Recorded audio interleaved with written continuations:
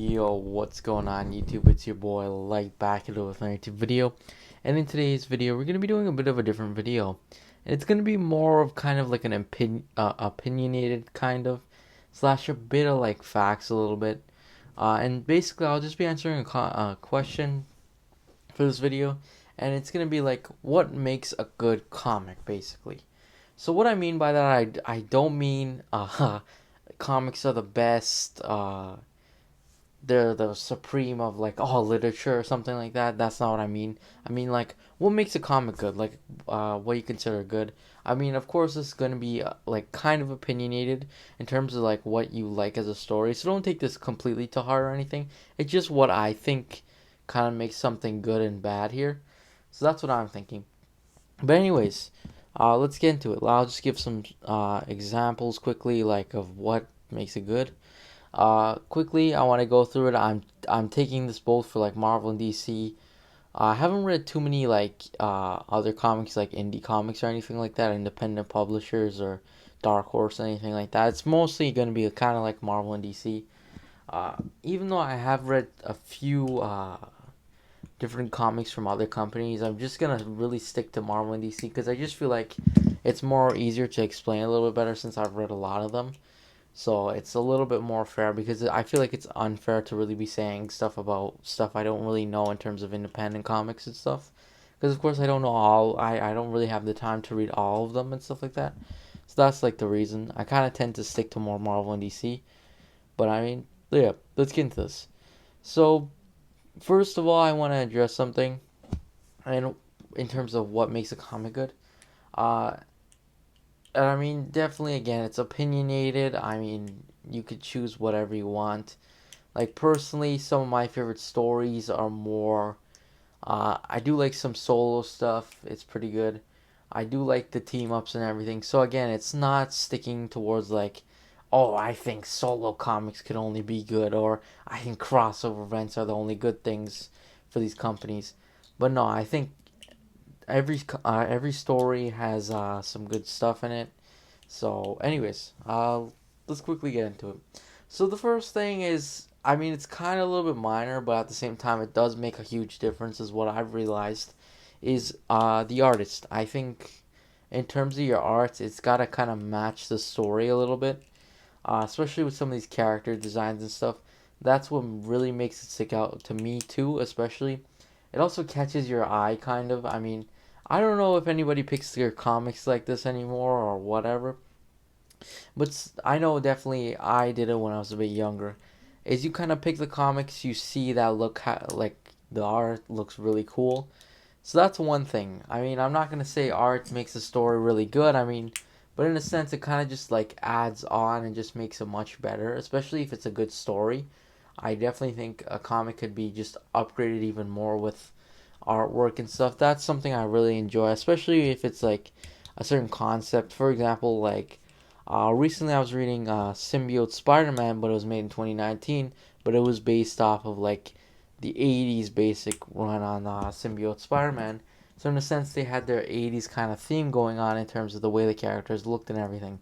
So that's something like that adds on a lot too. Of course, like comic designers have their uh, like different art styles and everything. Like there's a bunch of different ones and stuff like that, and definitely it's interesting to add their own kind of touch to it and everything. So I must say again, it doesn't solely like. I mean, a comic could have really good art, but be like have a trash story, and that kind of makes it trash. But at the same time, I'm talking about if it has a really good story and really good art, it could be like an easy, great, just great comic. But I mean, if it has a kind of bad kind of artwork and just a good story, I mean, it's still a good comic. It's just like it might be a little bit hard to read for some. Personally, I find when I like if the art is bad, it kind of turns me off from the comic a little bit. That's just my personal opinion. But anyways, let's move on to the next one. So the next one, it could be a little bit controversial, but I think in order for something to be good, I'm gonna be fully honest. I think it needs to be one of two things. It needs to be original, or it needs to be. I'm not gonna say a remake, but at the same time, like something recapturing some old memories or something, but like adding a new spin on it. If you understand what I mean. For example, like a big example of this is like Spider-Man Life Story, where I added a twist to it. Same with like Spider-Man Blue, for example, where they were added like some new stuff to it and everything, to where you understood and everything. And for example, like Frank Miller's Year One, where there was a bit of changes and everything. So that was something I think is really interesting in that sense. Which it doesn't always have to be like completely original, but at the same time, I would like some kind of like twist-ish thing, or like something to refresh it a little bit.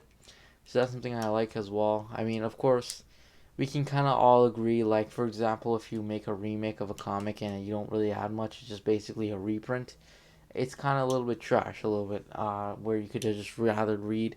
It's the difference if you're like, it's a reprint or something, like the added, touched up on the art and stuff. That's different, but I mean, say it's like a similar thing, like, I'm gonna be fully well honest with you guys. Something like, if they made a part two to something, and it was literally they're like cash grabbing it, then that's kind of, it's not too good. But I mean, what's like original stuff, like for example, I'm gonna give some examples like Batman Year One, Batman Killing Joke, uh, Spider. That's not a new original idea. Injustice One, Civil War, the Infinity Gauntlet series. Those kind of things kind of make it much better. Now I'm gonna, another thing too is like sometimes sequels can be trash to it too. I can't even lie. Definitely there's some reasons behind that. Uh, so that can definitely happen as well. But again, interesting enough. Another thing too, another thing to take in consideration for a good comic is definitely again the comic writer.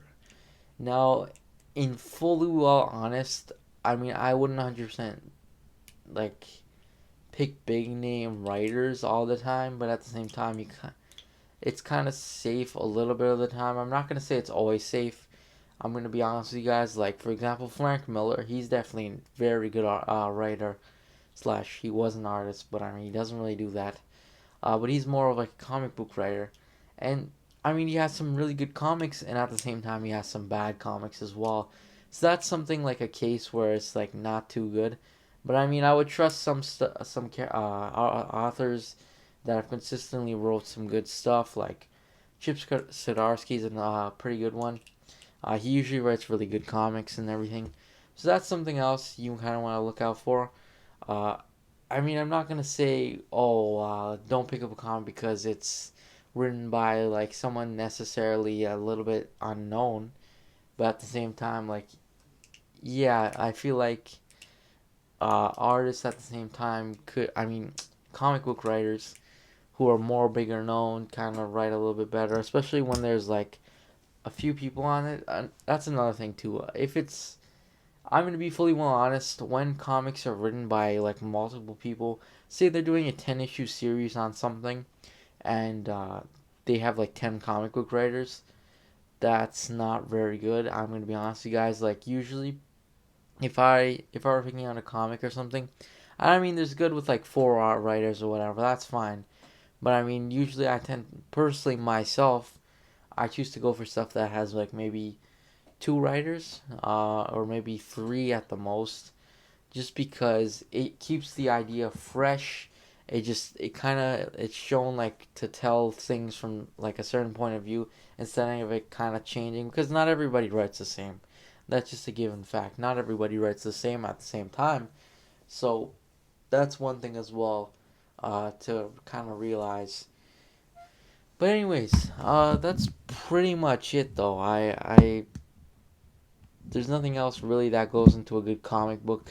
Of course, we talked about good kind of art, good kind of writing slash story, good writers, being original slash or maybe adding a good take or something on it, onto it.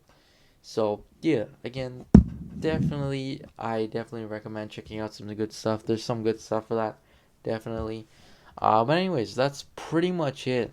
Thanks for watching. Make sure you like and subscribe, and yeah, I'll see you guys next video. Peace.